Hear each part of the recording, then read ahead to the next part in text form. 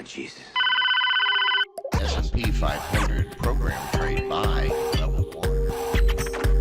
It's your wake-up call, pal. Go to work.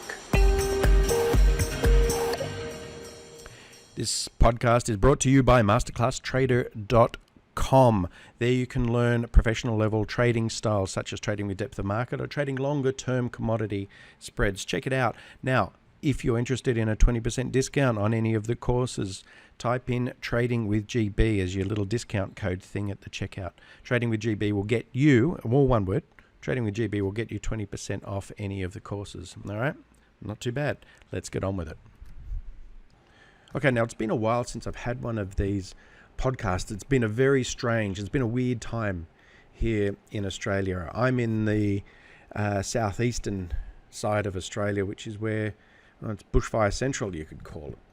And it's been a little bit hard getting my head around getting back into writing and recording, and so I haven't had a podcast for a couple of months now.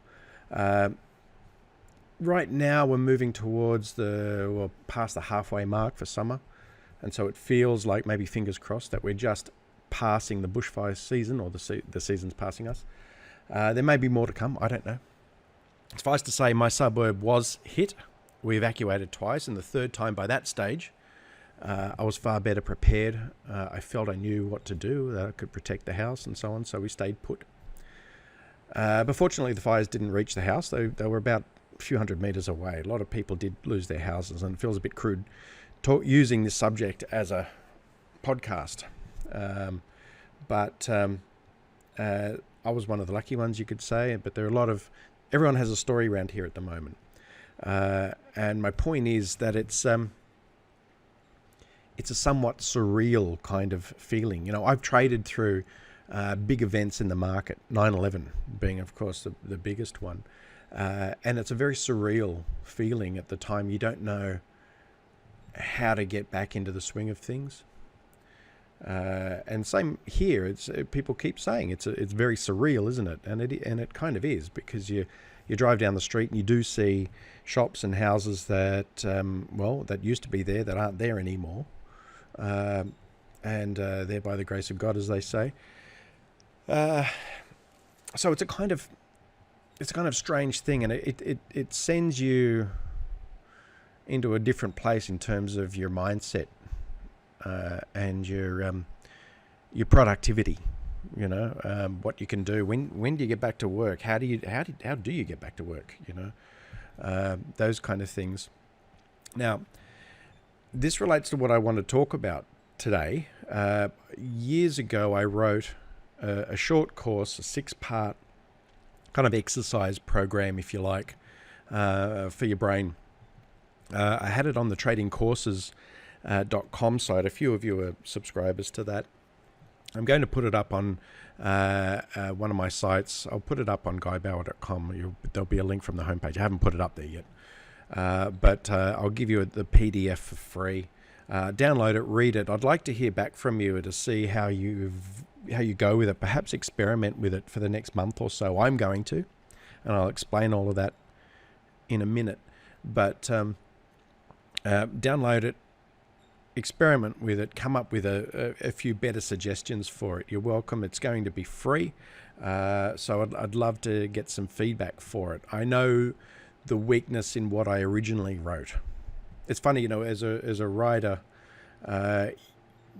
once in a while you'll go through your old C drive and say, oh, I wrote that, 5 years ago or 2 years ago or 15 years ago or whatever it is. And you go and read it and you think, what was I thinking? I mean, not necessarily it was something stupid written, but you kind of think, it's a bit, that doesn't sound like me, or that's, that kind of thing. It's a weird thing. Anyway, look, so what I want to talk about is a short course I wrote called Morning Rituals, the Trader's Guide to Getting Your Shit Together. It was a 6-part course. It was based on a book that I read, and I referenced that book in the PDF when you download it. I suggest you go buy it. It's a good read. But I applied what that book was teaching to the trading world, to individual traders. And it's something that the way I wrote it, the reason that I don't love it is because it was very time intensive. What I was suggesting would take up an hour, 45 minutes to an hour of your time each and every morning. And I know some of us traders do have short attention spans so from time to time. So it may not be what looks good on paper is probably not a particularly practical kind of thing. So when I say, here's the course for free, download it, have a read, see what you think, go away and practice with it. Don't just send me your ideas when you think of them straight away, but go away and try and see what works for you, because I'd love to adapt it into something that other people think is far more practical. Right? Get some good ideas and crowdsource ideas, if you like. I hate that term, but anyway. So as I said, the course is called Morning Rituals, The Trader's Guide to Getting Your Shit Together. It was a six-part course. That is, it had 6 things you could do each morning, spend 5 to 10 minutes on them. Those things are designed to get you in the right headspace, the right level of productivity, the right level of focus, and so on. So let me go through all of them. And as I said, I'll give you the download link. Well, it's just going to be on guybauer.com. I haven't created the link yet, so I'll put a link on there somewhere and you can find it. Guybauer.com. So the 6 things that you'd go through and spend a little time with. Number 1 is meditation. Number 2 is affirmations. Don't write these down. I'm coming back to them. 1, meditation. 2, affirmations. 3, visualization. 4, a little bit of reading. 5, a little bit of writing. And 6, some exercise. Now, I can't say I'm perfect at all of those. I know all about them, but I can't say I'm great at them. And I think I probably, a lot of people fit into the same kind of category. But anyway, let's go through them. Meditation, it's not something you really associate with trading, but it's an interesting subject, right? So when I started looking into this, I made a list, and you'll see this in the ebook as well, of all the people that credit meditation to their, for their productivity and their mindset and all of that kind of stuff. People like Steve Jobs, Madonna, Mick Jagger, Jeff Bridges, The Dude, Martin Scorsese, Eddie Vedder from Pearl Jam, Flea from the Chili Peppers, Howard Stern, Sir Paul McCartney, all of those you can imagine them doing. There's also Clint Eastwood and Oprah Winfrey. I don't imagine Clint Eastwood meditating, but I could be wrong. But all of those people meditate regularly, or are said to meditate regularly, and benefit from it. Ray Dalio, the manager of the biggest hedge fund in the world, a really interesting guy. There's a great little video on how he thinks and how the business he runs things on YouTube. That's another story altogether. But the benefits, they say, of meditation: increased attention span, increased immunity, better metabolism, reduced stress, and improved sleep. I could do with improved sleep. Better brain function and overall well-being. It's not a hippie thing. I know when you see it on the movies, it's more a hippie thing. It's not a hippie thing. I don't think so. Anyway, but the idea is, if you've never done it before, meditation.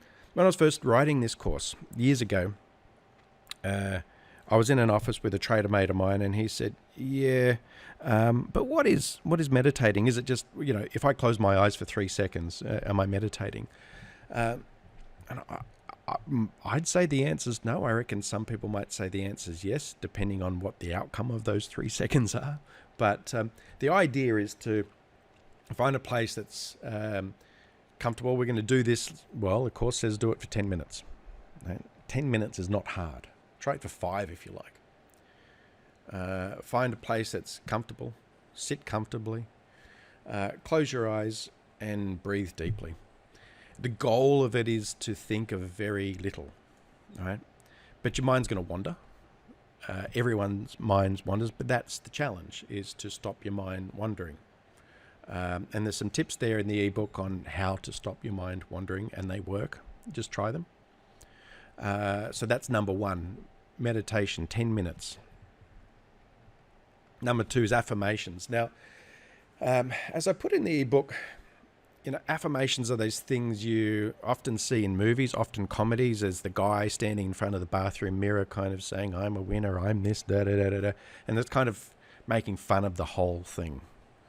But when I was researching affirmations, I did find one guy that did it quite a lot. And in fact, he did it publicly. Muhammad Ali. I am the greatest, all of that. I mean, he was a walking affirmation, right? And apparently, according to some place I found online, he said, it's the repetition of affirmations that leads to belief. And once that belief becomes a deep conviction, things begin to happen. Whether or not he said it, it kind of makes sense, right? You can't always believe online quotes, who knows? But it's an interesting quote, even if he didn't say it. But it sounds like something he'd say. In the ebook, I've got a whole list of things that are trading related affirmations. I think I have about 100 of them or 80 of them. Things you can say to yourself. I mean, the fact is, we already say things in our mind anyway. Often it can be negative talk, that little voice in your head that says things. So the whole concept of affirmations is to, why not turn it on its head and make them positive things? It kind of makes sense, right? So check out the ebook, which says you can read these, you can create your own, you can read 20 per day, you can read 10 per day, 5 per day. I'm talking about one-line statements, okay? Things about trusting your judgment, things about being in tune with the market, things about seeing opportunity, that kind of stuff, things about making the right choices and being positive about things, right? No one ever said being negative was a good thing. Maybe someone did, I don't know. But they were being negative at the time. So that's the second one. So we've had meditation first, affirmation second. Third one, visualization. All right. Now, a lot of those self-help books talk about visualization. That makes a lot of sense. Now, I've seen this example used a whole bunch of times. Where that back in the 80s, Jim Carrey, the actor, wrote himself a check for $10 million and dated it in 1995 and wrote on the back for services to acting or something like that. Put it in his pocket or put it away somewhere. And then, of course, in 1994, he made Dumb and Dumber and was paid $10 million, apparently. I don't know if that's a true story, but it's a good one. There's another quote I have on there in the book, which says, Jack Nicklaus, the golfer, said, I never hit a shot, not even in practice, without having a very sharp, in-focus picture of it in my head. I mean, that's a terrific example. Another example, I'll tell you a great example, and I should have written about this in the book, but I guess I didn't think of it at the time. But back in 2000, I was lucky enough to go to the Sydney Olympics, to a few events in the Sydney Olympics, and one ticket I had was for the men's 100-meter finals. And I was very lucky to be sitting, it was, I think, the second or third row back from the starting line for the men's 100 meters. And I was probably a few meters forward so I could see them all getting prepped and all of that kind of stuff. And what I found fascinating is that almost all of them were oblivious to the other people around them. Completely, I mean, they're competitors, not just the crowd, but they're competitors, right?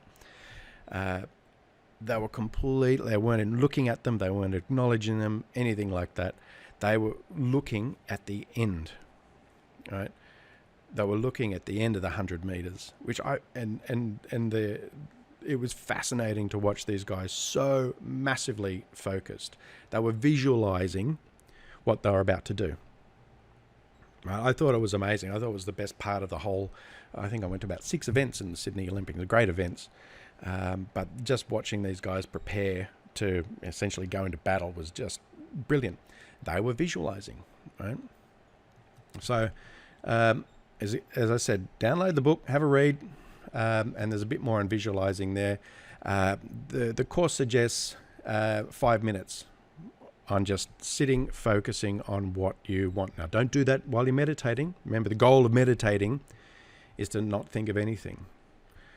The goal of affirmations is to focus on the things that are important, and the visualization is seeing them happen, right? So that kind of flows. Part 4, reading, simple one. It's so easy for us to focus on our phones now rather than reading. And reading's hard, you know. Like, I know it sounds like a stupid thing to say. It's not hard, but it's hard to stay focused while reading now that we're used to. I read my news on my phone, as a lot of people do. I don't get into social media or anything like that, but I do read news apps and occasionally, YouTube news and analysis posted on there and so on. But I don't read as many books as I used to. And it's hard to get in that practice. Now, funnily enough, on BBC News, on the app, just a few weeks ago, I read an article about a woman saying, a psychologist, I think she was, talking about how to get back into reading. And she said the focus is, the approach is to just spend 20 minutes a day, pick up a book, turn everything else off, including the little beeps that your phones make, and focus on reading. Now, my course suggests do 10 minutes because I'm trying to squeeze in a practical morning. It's up to you. I'll talk about a variation of this course at the end, by the way. But we're up to part 4 there. Number 1, meditation. Number 2, affirmations. Number 3, visualization. Number 4, spend 10 minutes reading. That takes us up to half an hour. The next, and this is one that I really believe in, the next part is writing. Now, I know that throughout my career, there have been times when I've been highly effective and productive, and other times where I've been the complete opposite. Now, I can also tell you that those times when I've been highly effective and productive are when I have been writing things down, planning things properly. I have a day to a page diary where I write what I'm doing, what I'm planning to do, tick them off, all of that. At the start of the week, I'll go and plan the week in advance. Right, and say on Wednesday I'm doing this, on Friday I'm doing that, on Sunday I'm doing this, and then give myself, at the end of the week, give myself a score. Right, and it's getting a little bit on the anal kind of end of things when you do stuff like that, but that really worked for me, and that was me figuring out what worked for me, and guess we all have to do it. But that's number 5 of the course is writing and planning, and in the ebook there I've got a plan of the way I have done things. I won't say I do it every week in, week out, but there is a plan there. Okay, so that's 5. The last one is exercise, or just moving yourself, doing a bit of yoga, stretching, exercise, that kind of thing. I'm not great at that. Well, I go through phases, I suppose, like a lot of people. I go through phases where I'm great at it, and then other phases where I'm bloody awful. But that's number 5, and that kind of, number 6, I beg your pardon, and that gets you kind of moving and active, and the blood flowing and all of that kind of stuff. And even while you're exercising, you think about what you've just recently done. So look, that's 1 through 6. Let's do it again, right? So we went number 1, meditation, 10 minutes. Number 2, affirmations, 5 minutes. 3, 5 minutes of visualization. 4, reading, researching. If you're a trader, look up a new technique. I don't mean listening to the news or anything like that, but read something educational. Number 5, writing things down, planning. Being particular, if you like. I won't call it anal, being particular. And number 6 is exercising, actually moving your body. Now, those 6 things in the course, I've said takes, 10, 5, that's 20, 30, 35, 45 minutes. In practical terms, I think that's too long. Okay. An alternative might be doing 1 or 2 of those things per day and mixing it up. So on Mondays, you're doing your writing, you're planning your week. On Tuesdays, you're doing mix it up however you like. What I'm interested in hearing, if you manage to download this book and do it, spend a few weeks doing it, shoot me an email back and tell me what variations work for you, what you've done. I'd be very interested to hear. And maybe I can update this course again and we can do another podcast about it and talk about it.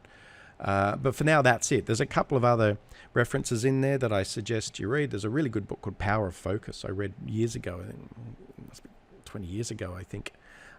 That's a terrific book on focus and being in the right mindset.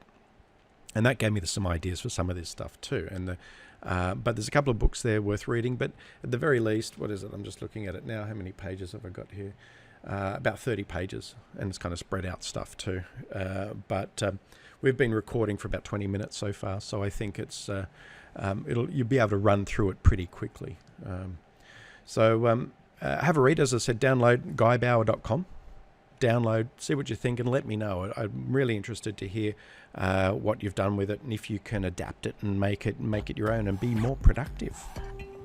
Okay, we're going to wrap it up. Remember, this podcast is brought to you by masterclasstrader.com. Check it out and use the discount code tradingwithgb for a 20% discount off the courses on masterclasstrader.com. Until next time, trade well.